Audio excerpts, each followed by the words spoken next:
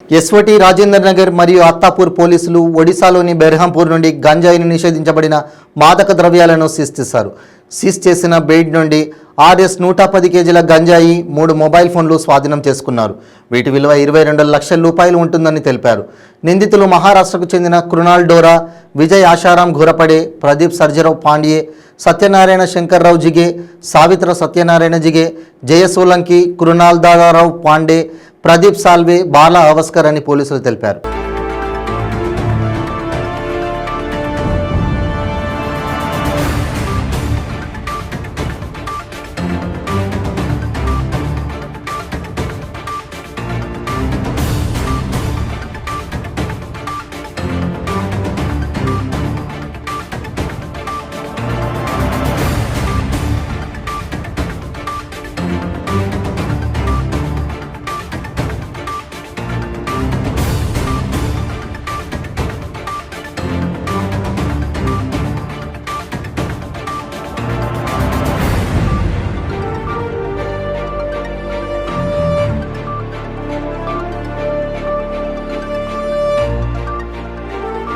గాంజాకు సంబంధించినటువంటి ఇన్ఫర్మేషన్ మీద వాళ్ళు మూటలు కట్టుకొని పైనంతా గాజులు పెట్టుకున్నారు.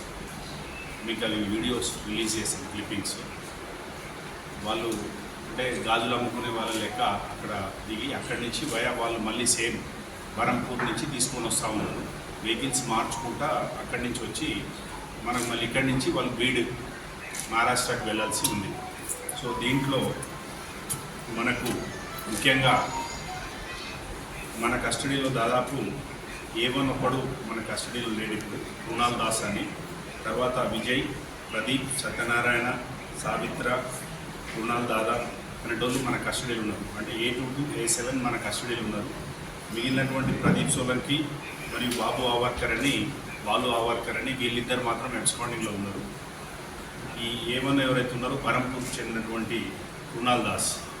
సో టోటల్గా వీళ్ళ దగ్గర నుంచి మనకు 2 kgs ఈచ్ 55 ప్యాకెట్స్ సీజ్ చేయడం జరిగింది గాంజా.